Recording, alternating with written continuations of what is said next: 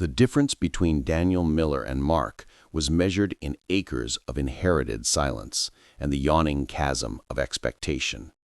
Daniel, the undisputed heir, lived beneath the crushing, diamond-hard weight of his father's legacy, preparing meticulously for a future sealed by a simple gold ring for Irene.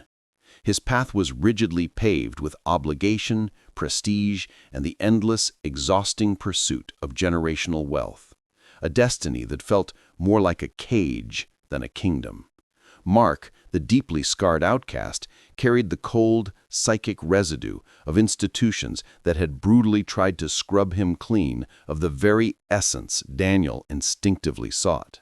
They were two men tethered by a childhood bond as strong and immutable as rawhide, now struggling desperately against the rigid, unforgiving frontier of societal expectation and familial decree, knowing their truest desire could cost them everything.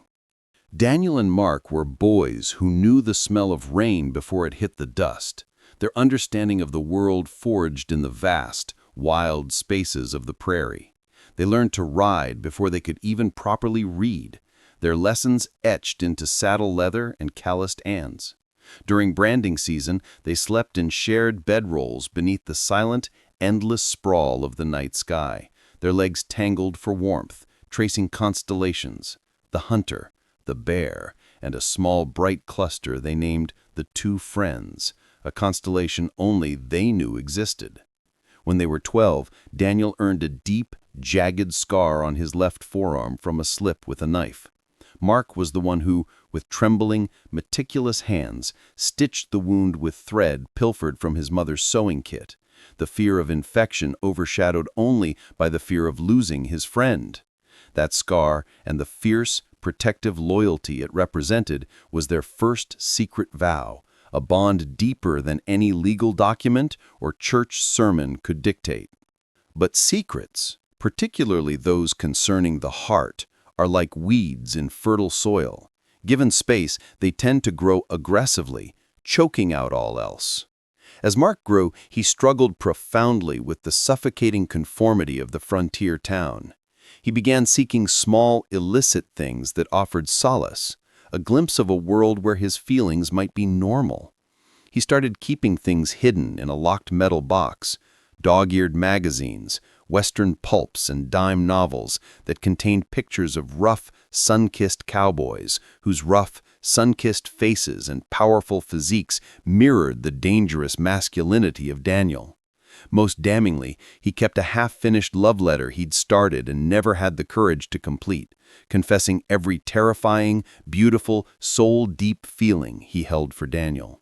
He wrote of Daniel's laughter, the quiet strength of his hand on a bridle, and the warmth of his presence, the very things that constituted his whole world.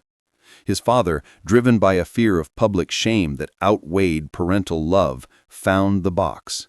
The old man, blinded by religious fervor and the oppressive moral code of the community, saw not tender affection, but a monstrous perversion that threatened the family's standing and salvation. The confrontation was swift, silent, and absolute. The letter was burned to ash in the stove, the magazines were shredded and scattered. The resulting shame led to the brutal imposition of conversion therapy, a months-long ordeal in a distant city clinic that relied on shame, isolation, and pseudoscience to correct his nature. The process left Mark emotionally hollowed and physically drained, a ghost of himself. He returned with his bright sparks smothered, replaced by a careful, brittle mask designed to show the world and his anxious parents he was cured. To cement this public lie and conclusively prove his successful return to normalcy, he began courting Mia, the quiet, devout daughter of a local preacher, a performance of rigid conformity his family desperately embraced and financially supported. Mark endured her company, kissing her politely beneath the porch lights, all the while knowing the contact was dead and lifeless compared to the shared breath of the man who was his true north. Daniel, kept mostly in the dark about the true horror and methods of the therapy, could only feel the ache of separation and the chilling, unnatural change in his friend. Mark rode toward the Miller ranch instinctively, pulled by the only constant, the only safety he had ever known. His official cover was the flimsy excuse of needing Daniel's advice about Mia and his supposed new life path. He found Daniel in the main corral, cutting a steer away from the herd. The midday sun beat down mercilessly, and Daniel had stripped off his work shirt, leaving it hooked over a fence post, a simple act of ranch labor, now transformed into intensely dangerous sight. Mark pulled his horse to a stop 50 yards away, but his breath hitched, holding him rooted to the spot. The world outside the corral dissolved. Daniel was magnificent. His back was a map of hard-earned muscle, corded and moving with the powerful grace of a man perfectly adapted to his environment. Sweat ran down his spine, darkening the worn denim of his jeans and collecting at the rough fabric of the waistband. The sheer masculinity radiated off him, untamed and potent. Inside Mark's head, a violent storm began, tearing down the protective walls of his trauma. They had shown him diagrams, whispered condemnations, and forced him to repeat mantras that this desire was wrong, unnatural, a sin to be excised. But all he saw now was Daniel, raw, essential, and entirely male. And it was the most beautiful, terrifying, and right thing his soul had ever recognized. The emotional numbness that conversion had installed cracked and fissured. He realized the therapy had failed utterly. The desire wasn't a disease to be cured. It was the life he had fought to extinguish, and Daniel was its undeniable catalyst. He felt a sudden, desperate, visceral hunger to erase the distance between them, to feel the heat of that sun-warmed skin, to be sheltered by that familiar, overwhelming strength. They spent their afternoons mending miles of barbed wire, riding to the farthest corners of the vast, empty sky, allowing physical proximity to slowly rebuild their emotional comfort, which quickly escalated into a dangerous confession. Their friendship was a fragile cover for the electrical current running between them. One afternoon, Daniel was silently checking the old scar on his arm, a habit he'd never broken since the knife slipped. Mark didn't speak. He just reached out, and, with the reverence of a surgeon, rested his thumb on the raised white tissue. Daniel didn't flinch. Instead, he slowly rotated his arm, a silent plea for connection, offering the pale, vulnerable skin of his wrist. Mark leaned in and pressed his lips softly, fleetingly, to the old scar, a silent affirmation of their shared past, and a dangerous promise for a shared future. While repairing a frayed rope for a lasso, Daniel held the thick hemp taut, while Mark worked a difficult splice. Their hands were inches apart, working on the same tense fiber, until Daniel shifted his weight and their knuckles brushed and rested against each other, hard, calloused skin meeting. Neither man pulled away, the contact necessary for the task, yet electric with shared forbidden need that tightened Mark's chest until breathing became painful. The rope was the only thing holding them apart.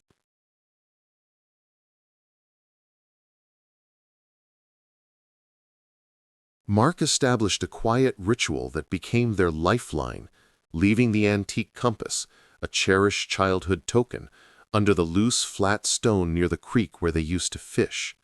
The spot was secluded, sheltered by towering cottonwoods, invisible from the ranch house. Daniel would ride out, find it, hold it for a day, feeling its symbolic weight, a symbol of lost direction finally pointing home, and return it. It was a wordless exchange of faith, a way of passing a piece of their truth back and forth in secret, using the unblinking constancy of the land as their silent confidant. On the dusty trail, they stopped for a break beneath a lone juniper tree. Daniel poured coffee from a beat-up thermos into a single tin cup. He handed it to Mark, but instead of letting go, Daniel kept his own fingers curled around the metal, sharing the simple, hot comfort. Their eyes met over the rim of the cup, sharing a gaze that lasted far longer than necessary, exchanging a silent language of care and regret. Mark knew he would soon have to return to Mia, forcing a tight, polite smile and holding her limp hand while his soul ached with the overwhelming, vital presence of the man standing before him. The meetings escalated further, demanding true privacy that the ranch could no longer afford. Late one night, Daniel waited by the stables until the last lamp in the main ranch house was out. Mark slipped in, pulling the sliding door shut behind him, plunging them into absolute darkness. In the close, warm dark, smelling deeply of hay, manure, and horsehide, they could finally speak without the pretense of work. Mark finally spoke the raw, ugly truth of the therapy, the cold rooms, the shaming lectures, the physical discomfort, the lies he was forced to repeat. Daniel just pulled him close, holding him fiercely in the silent, protective dark, running his hands over Mark's shoulders, absorbing the tremor of the memory. It was their first, purely private, shared conversation about the trauma, a moment of profound, wordless acceptance that healed a piece of Mark's soul. The intimacy grew bolder, eclipsing all residual fear. On freezing nights, checking on pregnant cows, they began to share a small canvas tent, and then, inevitably, a bedroll. They lay facing away from each other at first, maintaining the required distance of two men. But one bitter night, Mark awoke to find Daniel had shifted entirely, pulling Mark tight against his back. Daniel's steady, rhythmic breath warmed his ear, and the solid weight of Daniel's arm secured him at the waist. It was pure, simple safety. They never spoke of the shared bedroll, but they sought its warmth every night thereafter, a primal comfort against the cold world. Finally, one night, under the starlight, Mark, fueled by gin and courage, reached out and traced the strong line of Daniel's jaw. Daniel turned his head, his gaze heavy and unwavering. Mark's thumb brushed the corner of Daniel's mouth, a silent invitation, a dare. That touch was the dam breaking. Daniel reached up, captured Mark's hand, and pressed a deep, starved kiss into his palm before pulling him into a kiss that was desperate relief, a secret shared under the anonymous protection of the night. The crushing hypocrisy of his forced public life with Mia became a burning coal in his stomach, making the secret moments with Daniel all the more vital and dangerously precious, the only truth left in his carefully constructed, artificial world. They lived for the few hours they were truly themselves. Irene was not blind, nor was she foolish. She was ruthless. She was engaged to the Miller Ranch, and that meant she was entitled to Daniel's full and undivided attention. One evening, after Daniel offered her a perfunctory, polite peck on the cheek, a formality he now barely tolerated, and immediately excused himself to check the far pasture, she stopped him. Her voice sharp and low, devoid of true affection but dripping with proprietary claim. She commanded him to look at her. Her eyes narrowed with cold calculation. "You look at me like I'm a ledger entry," she accused, her voice trembling slightly with suppressed rage. "You look at him like he's the sunrise. Don't think I haven't noticed. Your ranch hands are whispering that Mark has spread his disease to you. You have duties here, Daniel, duties that man cannot fulfill." The accusation hung in the air heavy and poisonous. Irene saw Mark not as a rival for love, but as a dangerous contagion threatening the secure future she had already claimed.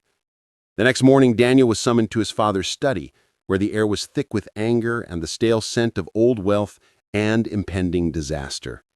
"That boy is a sickness, and he is jeopardizing everything," his father thundered, slamming a massive, trembling hand on the mahogany desk, making the crystal decanter rattle. Daniel was ordered, not asked, to marry Irene on the appointed day to secure the land and the Miller name, or his father vowed to drop new papers immediately, disinheriting him that week. The father's voice dropped to a terrifying, absolute growl. "If you continue down this path, If you give one more glance, one more secret meeting, you will be written out of the will. Every acre, every head of cattle, every penny. The ranch will pass to your cousin. You will be no one. You will have nothing but your name and your disgrace. And I will see to it that shame follows you everywhere." The ultimatum was absolute and final. Daniel, trapped between the Miller legacy, centuries of blood and labor in the soil that was his very identity, and the man who was his only truth, felt a physical sickness, a crushing weight in his chest. He had to choose the land for the safety it theoretically provided, but he knew the cost was Mark's ruin, or worse, his death at the hands of violent bigots. He realized the only way to save Mark from the family's violence and subsequent social ostracism was to make him hate Daniel enough to leave forever and never look back. He found Mark mending his saddle in the fading light of the barn, the last sacred place they had shared intimacy. Daniel walked up, rigid as stone, his face a mask of brutal, self-sacrificial finality. Mark looked up, relieved at his presence, and asked Daniel what was wrong, mentioning he had seen his father yesterday and wondering if he had said anything about him. Daniel's voice was flat, deliberately cruel, a performance of absolute betrayal designed to slice deep. He told Mark his father had given him a choice and he had made it. "Look around you," he commanded, gesturing at the sprawling ranch house and the vast, dark fields. "This ranch is my blood. The land is my birthright. What do you have to offer me? Nothing. A life of running, of shame, of scraping by, hunted like stray dogs. Our kisses were idle folly, Mark. A diversion. A cheap way to pass the lonely time before I settle down with Irene, where I belong." Mark stood up slowly, the saddle falling from his hands and hitting the dirt floor with a soft thud. His face drained of color, the brittle mask he had worn after the therapy shattering completely, revealing raw, agonizing pain. "You don't mean that. The stable, the compass." Daniel took a deliberate step back, ensuring the emotional distance was final and irreparable. "I meant every word. Now get out. Go back to Mia and pretend your conversion worked because you're a risk I can't afford. You are the embodiment of everything I'm supposed to hate. Leave." Mark didn't say another word. He just nodded once, a look of profound, agonizing betrayal settling on his face. He packed his meager belongings, the antique compass tucked deeply away, a useless relic now, and readied his horse to ride into the dawn. But Irene intercepted him near the property line. She wasn't carrying a document, but a single heavy silver-handled riding whip, which she held casually, tapping it against her leather skirt. "Mark, you're leaving, aren't you?" "Good," Irene said, her voice a cold, confident promise laced with chilling victory. She warned him that if he ever came back, she had already prepared documents and would personally guarantee that the papers exposing his masquerade with Mia and his corruption of Daniel would be in every hand from here to the county seat. "You didn't change, Mark. You are a failure, and you will never be safe here again. Run and stay run." With the full terror of his family's future and his own past trauma bearing down on him, Mark mounted his horse and ran into the sunrise, consumed by the agonizing belief that the man he loved had truly chosen wealth and reputation over him. Months passed, stretching into an eternity of desolate preparation. Daniel moved through the ranch like a living tombstone, hollowed out by grief, standing stiffly in a tailored, oppressive suit at the altar. Irene, resplendent and determined in her silken lace, stood beside him, her gaze fixed on the Miller future she was about to secure. The preacher cleared his throat, his voice echoing in the opulent chapel, the air thick with perfume and the silent anticipation of old money. The preacher began the final, binding words that would seal Daniel's fate. "Do you, Daniel Miller, take Irene to be your lawfully wedded wife?" Daniel stared at the polished marble floor, forcing the word onto his tongue, the lie choking him. The life he was about to accept felt like suffocation. He started to answer, but the sound died in his throat. He stopped. The preacher, confused by the sudden halt, prompted him again. "Mr. Miller, please answer the question." The heavy carved oak doors at the back of the chapel burst open, shattering the oppressive silence. A wave of blinding light and dust poured into the sanctuary. Mark stood in the doorway. He was thin, his clothes worn and trail-dusty, but his eyes blazed with a fierce, singular conviction that eclipsed the sunlight. He wasn't running anymore. He was fighting for their truth, forcing Daniel to finally face the choice he had avoided. Daniel's head snapped up. In that moment, time dilated and stretched. The inheritance, the family, the generational debt, it all dissolved into meaningless background noise. All that mattered was the man in the doorway, the embodiment of his freedom. Irene hissed in a tight, furious whisper, her composure finally cracking. She commanded Daniel to say, "I do," immediately. Daniel looked at Irene, his face transforming into a sudden, radiant mask of profound freedom. "Irene, I am sorry," he said, his voice flat with finality, but imbued with a strange, undeniable peace. Irene's voice became louder and venomous, a crack that echoed through the chapel. "Sorry? You fool! You chose the land. You sent him away. Are you going to throw away centuries of security and respectability for that filth?" Daniel stepped away from the altar, ignoring Irene's mounting hysteria and the sharp collective gasp of the guests. He walked the long aisle with a single-minded, terrifying purpose, shedding the weight of the Miller legacy with every step. Daniel walked up to Mark, their eyes locking after months of agonizing silence.